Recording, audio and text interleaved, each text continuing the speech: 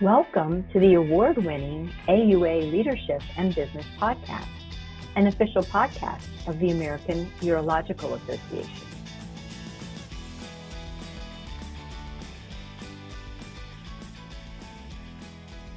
Welcome to the AUA Leadership and Business Podcast, where urologic professionals experience the practical application of business acumen essential for success in today's dynamic professional landscape. I'm Dr. Jennifer Miles Thomas, and in today's episode, we will discuss medical doctors versus doctors of osteopathy. Joining me today for this discussion is Dr. Lindsay Lombardo. She is a doctor of osteopathy practicing general urology at SSM Health Systems in St. Louis, Missouri. She is also faculty at St. Louis University as an associate professor of urology, training residents and teaching medical students. She went to St. Louis University for undergrad, then did Jesuit volunteer corps for her gap year, attended Kirksville College of Osteopathic Medicine of A.T. Still University. She completed a DO traditional rotating internship in Garden City Hospital in Detroit and completed urology residency at Cook County Hospital in Chicago in 2015. She also serves on the admissions committee for St. Louis University Medical School and reviews over 100 applications of undergrad medical school applicants and aspiring urology residents annually. Welcome, Dr. Lombardo. We can just start at the very, very beginning. So what is a doctor of osteopathy and how is it different from an MD? Recently in the New York Times, there was like a headline that says, "What is a DO?" just this past week. So it's interesting that we were planning this podcast segment. So can you just kind of talk about that? Yeah, absolutely. I found it's so funny. So many of my friends and family sent me that link, and I do actually subscribe to the morning, so I always read it, and it was exciting to see it. And if anybody had read that, that's kind of, it did a good summary. But so DO versus MD, I always like to say it's kind of, DOs are like MDs plus chiropractors in the general sense of thinking about what we do in training. So the other thing I like to say is Michigan State University has an MD and a DO program, and those students actually all go to classes together. It's just that the DO students will go and do osteopathic manual manipulation. So we're very, very similar. The training's very similar. The main difference is philosophy. So I don't think you are told what the allopathic philosophy is. Maybe you look it up or see it, but in osteopathic school, they actually talk a lot about it. Andrew Taylor Still was the founder of osteopathy, and his story is actually pretty inspiring. He lost all of his children in the pneumonia pandemic back in in the late 1800s. And he just thought there has to be a better way to treat pneumonia. And he started studying anatomy and all of these pictures of skeletons and whatnot. And he came up with osteopathic manual manipulation to like help pump fluid out of the lungs, and decided to make this like a new way to learn medicine and treat disease. So pretty cool that he did that. But the tenets of osteopathy is that the body is a holistic unit. So treat the mind, spirit, and body, which I think most medical schools are teaching that anyway. As an admissions committee person, every kid that's interviewed with me is like, I want to be a doctor that treats the whole patient. Talking about treating the whole patient is something that everybody's doing these days. We also think that the body has self-healing ability. And I think that, leaning towards Eastern medicine and preventative medicine, I think all of medicine is going this direction anyway, but this is something that is promoted in your osteopathic training. And then also there's a structure function interrelationship. So structure precludes function and vice versa. They directly influence each other. So if your body has somatic dysfunction, you might have dysfunction in your nerves and your organs and whatnot. So the idea that if we can manipulate structural function, like musculoskeletal structure, we might actually be able to manipulate function of the body. And then the just rational treatment that we can restore structure and function and self-healing ability and promote natural healing. So those are the tenets, and we actually do know those and study them, and they are kind of interweaved into the learning at osteopathic school. The other thing is that we learn osteopathic manual manipulation, and that's basically manipulating bones, muscles. At Kirksville, we probably had the highest amount of hours in the OMM lab. It was 400 hours. So if anything, you get really good with your hands and palpating. So as a surgeon, and I do a lot of open surgery as well, I do think my palpatory skills were advanced as an intern because I had spent 400 hours trying to feel tiny little muscles and bones through the skin of my classmates. And then some people might think, oh, well, can you really use OMM in practice? And I just found one stat that said about 47% of DOs still use OMM in practice. As a urologist, I do treat pelvic floor dysfunction, interstitial cystitis, a lot of chronic pain. I think I use my OMM and my palpatory skills the best when people come to me for flank pain. And I try to palpate their ribs, especially if their flank pain is not nondescript and we're trying to figure out if it's really CVA tenderness versus maybe a rib is out of whack. So I can actually approach flank pain with my OMM background and DO standards a little better than I think what we were taught in residency. And then pelvic floor dysfunction, I think it's really exciting to have an OMM background with pelvic floor dysfunction because you really understand kind of what the PTs are getting at. And in my mind, if you have all this, your pelvis muscles and fascia and your bones are out of whack, all the nerves are traveling through there. So it makes sense that you might have some bladder dysfunction and pain associated with that somatic dysfunction. So overall, I would say the difference between an MD and a DO, if you're just going to go and see a general practitioner or a specialist, not a big difference, mainly philosophy. The training is just as hard. Some of the people might say that, I did want to mention this, that the DO population is about 11% of physicians in the US. So in the US, there's two types of physicians that can get trained, prescribe medications, and perform surgery. Osteopaths in Europe are actually more like chiropractors. They can't do surgery and they don't prescribe medications. But in the US, we're basically equal physicians. But right now, 25% of medical students are DOs. So the population of DOs is growing, and that's because we need doctors and we need primary care doctors.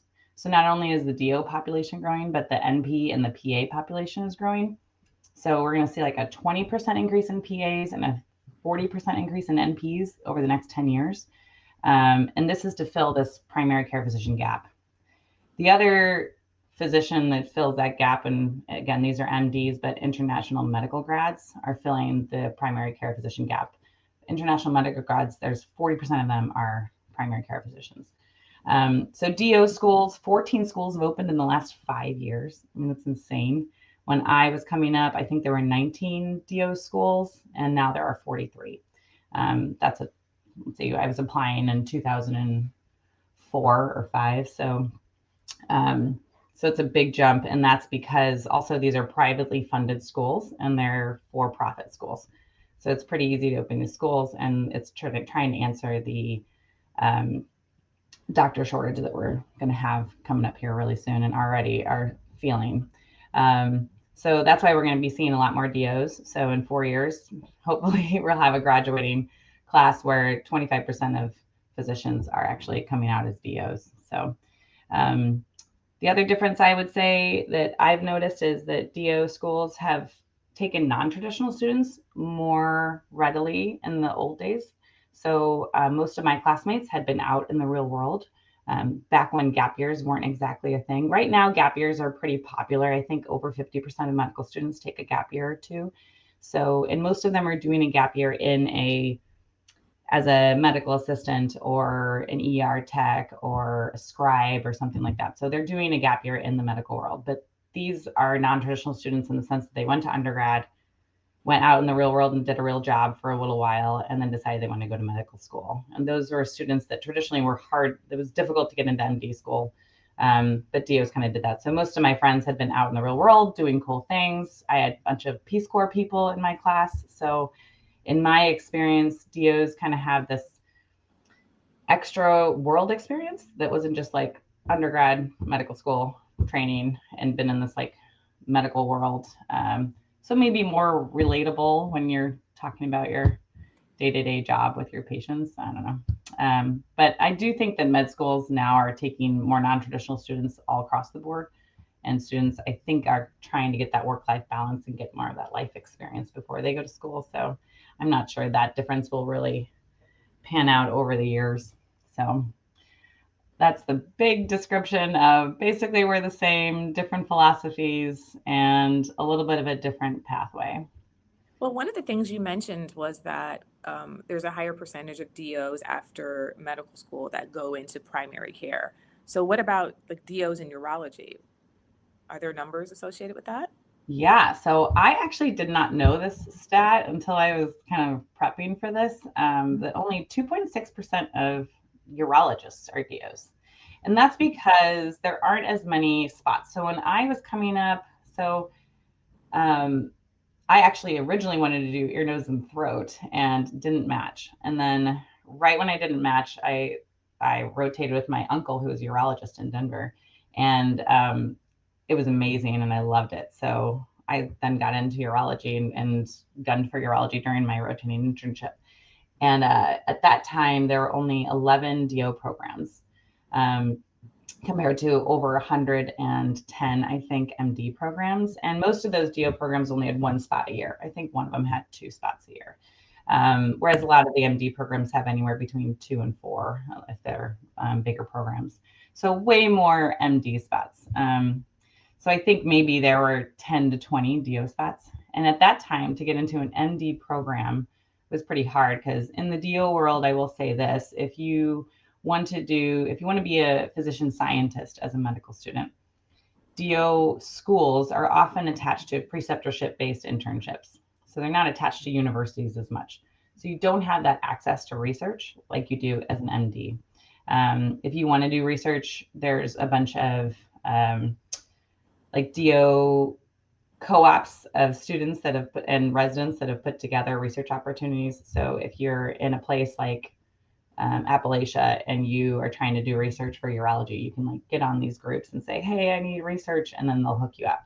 Whereas if you're an MD student at St. Louis University, for instance, you can just go ask the chair of urology or the chief of urology and say, hey, do you have any research I can do? And they throw you on a couple of the projects that you're on. So a lot easier access to research and building your CV. So as a DO trying to get into an MD school without any sort of research on your CV, also without the MD letters from all the chairs. So this is another thing we look at admissions is who are your letters coming from? So if you have a really impressive letter from this impressive chair of Northwestern University, then we're going to, think like, oh, this guy's a rock star. But if you're a DO student and all you have are these community DOs that you rotated with who are speaking super highly of you, even if you rocked that rotation as an admissions person, you're like, I don't know who this guy is. And it's just this random community urologist.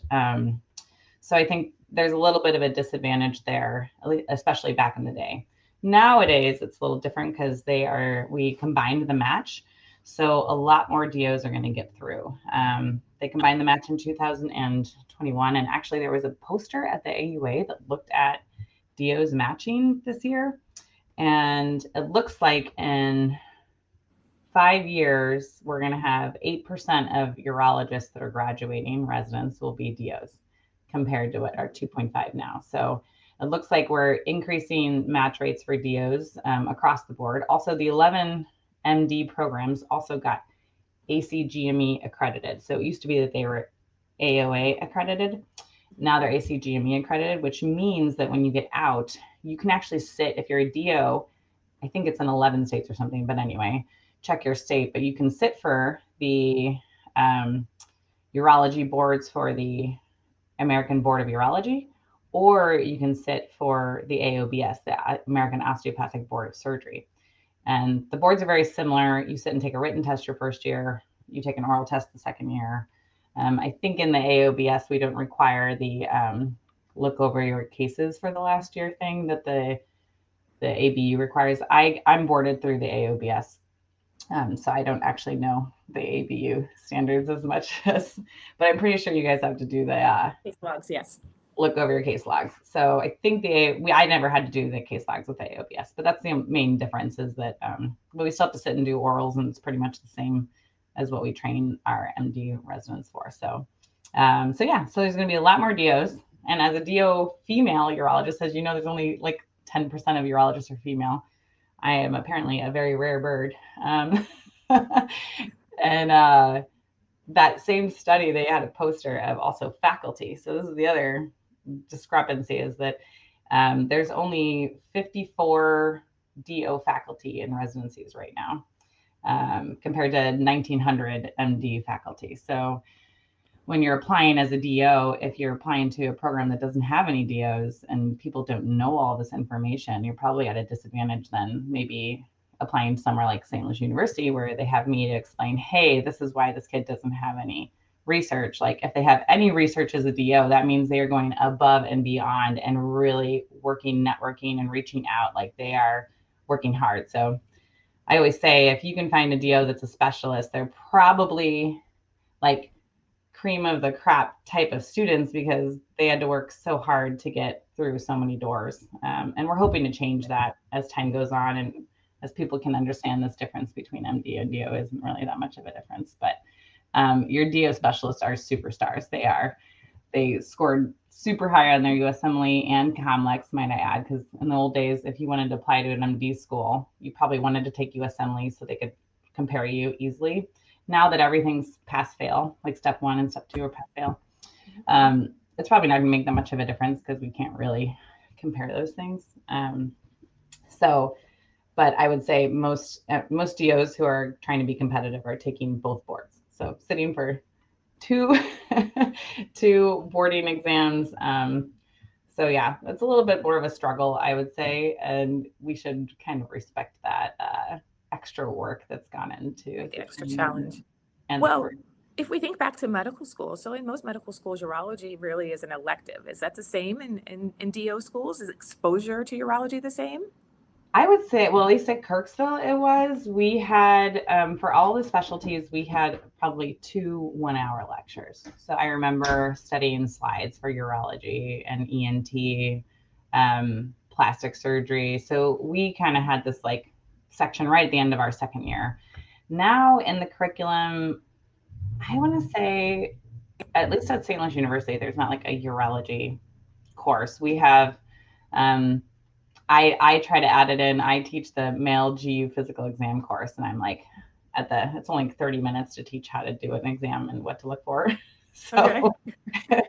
At those last 20 minutes of lecture, I'm like, this is what urology is, everybody. And I kind of explain what we do. And, but yeah, I think it falls on urology interest groups to kind of educate students. And so I was listening to one of your podcasts with, who was it with? Dr. Millhouse, and you guys were talking about urology and how people just don't know what it is. And especially, it was the podcast for diversity through Northwest. But anyway, you guys are talking just about how the exposure to urology is so minimal. We really need to work on that too. I agree, but kind of going back to what you were talking about earlier, historically, there's been a lot of bias against DOs. I don't know if the tide is changing with just the current generation and truly how much more integrated we are. Can you talk about some of those biases and the misunderstandings, and don't know if you know the historical reasons why?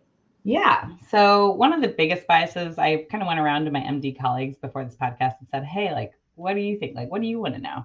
And one of the questions I got was, oh, is it true that it's easier to get into DO school? So DO schools do technically, except we look at 2000, I think it was 24, they looked at the MCATs versus and the GPAs. So academically, DO schools on average take an MCAT of 504, somewhere around there, and MD schools take an average of 512 or something. So there is a discrepancy there. As far as GPAs go, it's like 3.7 versus 3.8. So we're talking maybe an extra B that you got in undergrad. So yes, a little less academically challenging, but to get a 504 and a 3.7 is still very academically challenging to do. The other thing I would say, the discrepancy nowadays, depending on where you're applying, like St. Louis University, we want to see a lot of volunteerism and that kind of thing, but maybe other schools are looking more at research. But DO schools really want to see that you have a commitment to that holistic approach, that you know that you're actually wanting to do this kind of like philosophy-driven medicine and treat the whole patient. So you're going to build your application with things like that. Getting into medical school these days is super hard anyway. Only 44% of applicants get into DO schools, and only 45% of applicants get into MD schools. So it's just as hard to get into a DO school or an MD school. So that bias, I wouldn't really, I mean, yes, I guess a little bit. I was a victim to that bias. I got my first, I was a med scholar, and my first semester, I got a bunch of B's. So I wasn't able to maintain my med scholar status. And then I went to my pre-med advisor, and he was like, oh, or what was it? Oh, it was after I got a C in organic chemistry. And I was like, I'm done. I'm never going to get into medical school. Oh my gosh, what's going to happen to me? And he was like, well, you could look at DO schools. And I'm like, what's a DO? And in St. Louis, there aren't a lot of DOs. So I went ahead and looked it up. And at the time, I was actually writing my women's studies capstone on the medicalization of birth. So I was very into this like holistic, preventative, like, what are we doing with medicine these days? And it really appealed to me. And I loved the idea of working with my hands. I really wanted to work with my hands. And I thought learning OMM would be so cool. So I looked into it, but he said, you know, DO schools tend to not frown upon a C here or there, whereas MD schools, you might not even get in the door. So that's kind of why I originally came across it. But then once I came across it and found out that DOs had this whole other holistic philosophy, something that matched my personality and my spirit a little more than the whole stick a Band-Aid on it kind of idea that I had at the time of the allopathic tradition, it really fit for me. So other biases that were the same as homeopaths. So homeopaths and naturopaths, I think people get confused. Homeopaths and naturopaths, totally different thing, totally different school of thought. Not anything with osteopathic. So again, I try to emphasize that whole, like, Michigan State University has both programs, and those students go to the same classes. It's just the DO students have to take an extra class. And then let's see. Oh, I got one question about, are you actually boarded? Like, who boards you? So same thing. I think I already kind of explained. Yes, the boards are pretty much the same. We do have to be certified, and the certification process is ever changing. I will be interested to see if the American Osteopathic Board of Surgery especially will survive, because I think people might just choose to go through like the ABU or the orthopedic. I don't know what the equivalent for orthopods are, or the other surgical specialties, but yeah, I do think that they'll survive for the 47, I think, percent of DO students that choose primary care. So that'll be interesting to kind of see. But yeah, and then finally, when I was coming up, there was this whole thing like, you're going to be treated differently. You're not going to get positions because they're not going to know what a DO is, and they're going to think you're a homeopath or a naturopath. And I was told that's very regional. So if you go to where there's a lot of DOs, like Michigan has a ton of DOs. The north central section of the AUA, I think I have it right over here. What was it? There's 33 faculty in the north central AUA, which is way more. Like in my section, I'm the only faculty in the south central section that's a DO. So that kind of gives you a flavor of where in the country we have a lot of DOs. So if you go where there's a lot of DOs, patients are familiar, universities are familiar, hospital systems are familiar. You're not going to face any discrimination. However, I sent a text to all of my DO friends in various specialties across every region of the United States, asking them if they've faced discrimination. All of them have had leadership positions. One is heading up an ER on the East Coast. 3 are faculty at universities and training residents. So they all said no, that, once you're out, it's pretty much the same thing. In fact, I find MD behind my name more often than I find DO behind my name. And most of my emails and things like that. So people really just have no idea once you're out. And if anything, I get a few patients who request me or try to find DOs. Like, I'm a patient who looks for DOs just because I think I'm more likely to get somebody who's going to keep an eye out for my mind and spirit. So I do have patients who are like, yeah, I'll only see DOs, in which case I kind of get an extra pick of those patients. So yeah, I think biases wise, I think those are the main ones that people kind of misunderstand, and none of them are really, they're all myths at this point. Yeah, I definitely agree. And it really sounds like once you've made it through the journey and you've trained in residency, it's a level playing field again. It's just what are you going to do next? Right. Yeah, it's kind of like the whole Ivy League thing. You know, I talk to these high schoolers and they're like, oh, I have to get into Ivy League school. And I just am kind of like, as an admissions committee person and physician, like, it doesn't really matter where you go to undergrad. I mean, it might help you with some networking here or there. But in the big picture, once you're out, nobody's really asking you where you went to undergrad. It's rare for people to even ask you where you did your residency as a patient or whatnot. So once you're out and you're trained, you're kind of good to go. They're happy you're willing to see them. Yeah, Especially at this point. Especially with a urology shortage, it's kind of like Exactly. Well, you've really been, I mean, you've been integral in the entire process and the entire journey. So if you're talking to a student and they're trying to decide between a DO and an MD, what would you tell them? Yeah. So just to kind of refocus on some of the things we've talked about, I think if you wanted to be a physician scientist and you really wanted to get into research, I think you can do that through the DO route, but it just doesn't really make sense. Like, you might want to go the allopathic route because you'll have more access to networking for research. When you're applying to MD, PhD programs, if that's what you want to do, most of those are going to be allopathic. I think there are some osteopathic programs that provide that, but most osteopathic programs are going to do the DO MPH. A lot of them have masters of public health attached. So if you want to go the public health route, that makes more sense for a DO. But if you want to go to the PhD scientist, I want to run a lab, I think the allopathic route is going to give you more access to that stuff and better prepare you to have your CV be really built up by the time you apply. I think if you really want primary care and you just want to be that family doctor, especially in a rural area where you kind of want to see it all, do it all, I think the DO route is a really good way to go. One, because your third and fourth year, you are going to be joined up with preceptors who are doing that job. Whereas if you go the MD route, you're going to be doing third and fourth year in clinical rotations in hospitals, not really out in the clinical setting. If you are in a clinical setting, it's going to be in whatever city that place is in, usually bigger cities. So you're not really going to get a feel for that rural medicine tradition that you probably want to like actually see what that day-to-day life is like for a rural family medicine doctor. So if you want to go rural, and rural is a good way to go. A lot of those international medical grads are going rural because they're high paying positions.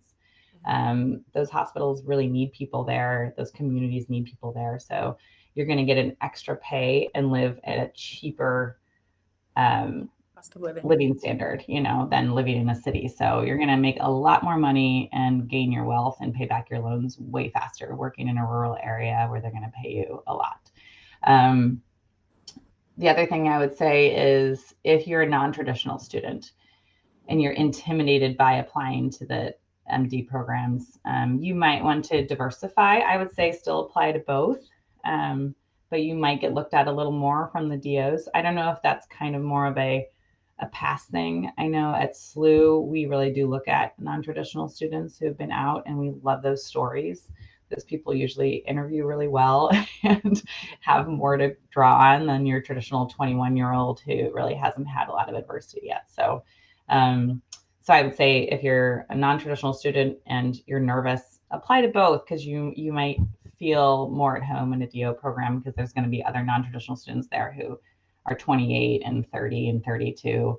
You're not going to be this just like decade older than all of your classmates, feeling a little more out of place already. And then just like anything, I would research online, find schools that really fit with your style and go visit them and talk to students from those schools. Because even if you're somebody who wants to do the MD thing, you might not even know that a DO school is going to be a better fit for you than an MD school. So also DO schools, if you really want that preceptorship base third and fourth year, that's the other thing is that you can kind of see which ones have third and fourth year preceptorship base where you're one-on-one with your attending versus there are a couple schools that send you and have that traditional third and fourth year rounds with, your 2 third-year medical students, 2 fourth-year medical students, 2 interns, and then the residency team. where it's like a big group of people seeing patients together versus you are kind of like the sole, like you're like the physician assistant to your physician for a whole month. So those both have different learning opportunities there. So yeah, that's what I would say. Okay, I think that's a lot of great information. I mean, the listeners of this podcast are pretty diverse. I've actually had patients say that they've listened to one of these podcasts. Oh, really? So, yeah. So let's say a patient is listening right now. What should they consider when Yeah. looking at DO versus MD? Yeah. And yeah. The New York Times article at the end of it, she was like, yeah, so in the end, no difference. I would just do what you normally do. And I would say the same thing. You want to vet your doctor the same you would vet any doctor. You want to look at the online referrals, the online reviews and see what people say about that doctor. Or maybe follow advice from somebody who's already seen the doctor. And if they're saying, oh, he has a horrible bedside manner, but he's an amazing surgeon, take all that stuff into consideration. I'm a DO, so I'm going to promote DOs, right? Go ahead. But I would say people seek me out because they have had good experience with the DO. I always tell the story about my sister. She had been seeing MDs, and she had low thyroid, which you think is like a very easy thing. She gets cold all the time. She doesn't sleep well. She had the like classic symptoms, and her previous MD had like just never asked her questions, and she had filled out those review of system forms, but they never actually like looked at it and discussed it with her. So the first time she goes and sees a DO, that person sits down with her and spends 20 minutes asking her about her review of systems. And it's like, I think you have a low thyroid. They may have checked you for your thyroid, and they figure it out. And then she's better. And she's like, that was the first doctor that ever spent time with me. And I think in the doctor world, we don't have a lot of time to spend with patients. Patients wait an hour and a half to see me sometimes because I will talk to patients and I'm just going to tell them, hey, I think I'm worth it. So if you can wait for me, I'm only supposed to see you for 15 minutes, but I'm going to sit here for 45 because your problem requires 45 minutes. But I think that's a rare thing and it's a really hard thing to do. And most physicians can't do it because they're just not willing to put up with the bureaucracy issues that come along with it. So I don't know, you might find a DO that's going to spend a bunch of time with you, but you might find a DO that's super efficient. And you might find an MD that's willing to be like, hey, I'm going to spend time with you regardless of the fact that I'm late for my next patient. I would say if you have a musculoskeletal issue of some sort, or maybe an issue that you can't figure out that you've been to a bunch of doctors for, maybe try a DO. They might have a different approach just because of that mind, spirit, body. I know in my interstitial cystitis talk, my very first sentence is, all right, interstitial cystitis, I'm going to approach it from a mind, a spirit, and a body approach. So we're going to talk about all of those things. And I literally go through why stress can increase chronic pain.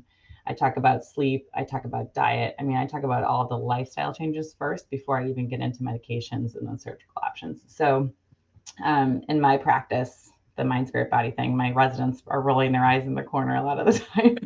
Like, here we go again, Dr. Lombardo and all of her mind, spirit, body talk. But I do They'll think carry that with them though in their practice. They will. Yeah, I have this resident who just graduated and she's out, and our patient population, you say all this stuff and maybe it like sits on one patient who comes back. It's like, oh my God, I started sleeping more and my pain went away. This is crazy. But she's like, oh my gosh, people here actually listen, Dr. Lombardo. Like, I tell them what you say and they actually listen and they do it and they're better. And I'm like, oh, that's so good to hear. So I'm not just wasting my breath all the time. And then finally, I would say, overall, yeah, it's pretty much a wash as a patient. So I think if you have a difficult problem and you're not really sure, check out a DO. And then I would also say, if you have a musculoskeletal issue that you haven't figured out, I seek out an OMM specialist. So there are DOs that have actually gone to OMM residency who learn just OMM, and that's their training. So you go to their office and they spend usually 45 minutes to an hour of an intake. It's kind of like going to see a chiropractor, but in the OMM tradition, the idea is that we're going to like get your body back to its self-healing ability. And we're going to get you the preventative strategy so that you don't get the problem again. Whereas I feel like when I go to a chiropractor, they're kind of like, okay, come back and we'll like re-straighten you out and refix the things that you do. So I think if you go to a physical therapist for a musculoskeletal issue, you're probably going to get a similar thing. where they're going to actually teach you prevention strategies, teach you stretches and exercises to like make that leg strong so you don't have the hip pain, so you don't have the pelvic pain. So pelvic floor physical therapy, that kind of stuff. But if you have a problem that is something like that, where nobody's really figured it out, I would check out your local OMM specialist. And most of those people are pay by pocket or out of pocket pay. You can usually submit to insurance, but it's one of those kind of,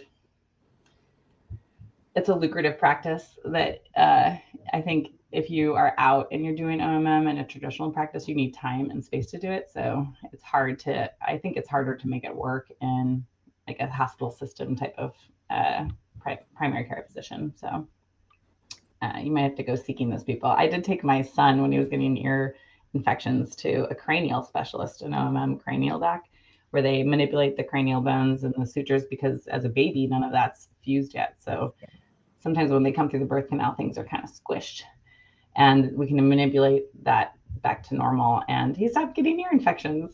So another little caveat, if you have a crying baby or one that gets a lot of ear infections, seek out a cranial specialist, and they might be able to help you with that and get them through that colicky episode a little faster and get them through the ear infections. So those are the other ways that I would seek out a DO especially. Well, thank you for all of your insights. Any final words you'd like to share with our audience? No, I was going to ask you, do you think that, like, what were your questions coming into this as an MD, and what you knew or didn't know, or did you learn anything through this? No, I think I think originally, maybe in medical school, probably residency, I heard the same type of biases just about the training, medical school acceptance rates. But as I got further along in my career, and then I would just meet DOs, there was absolutely no difference. And so I think in my mind, it was kind of, maybe this was historical. Maybe this was initially when something is new or unknown, there's going to be immediate bias against it. But since I saw no difference in either how we practiced, how we thought, how we conversed on how we treated patients, not actually in the room or our philosophy, it was the same. And so I just was like, oh, okay. I did find though that the default is always MD on paperwork, even if they're a DO. And I was like, I think I would be a little bit kind of miffed if I did go through DO training, particularly because I wanted to think differently.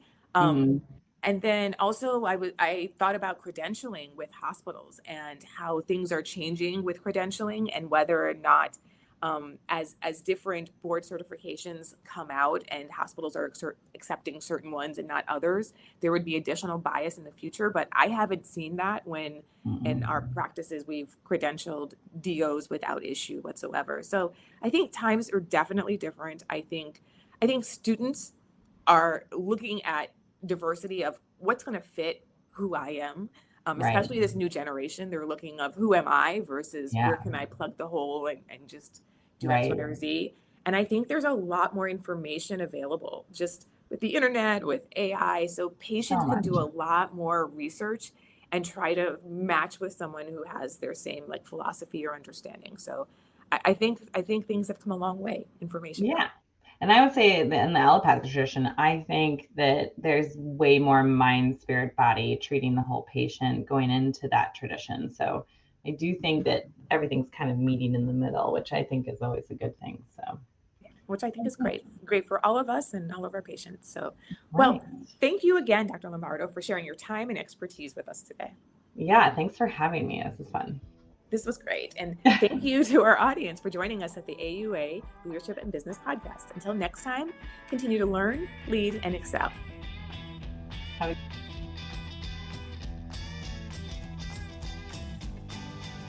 Make AUA Leadership and Business your go-to podcast.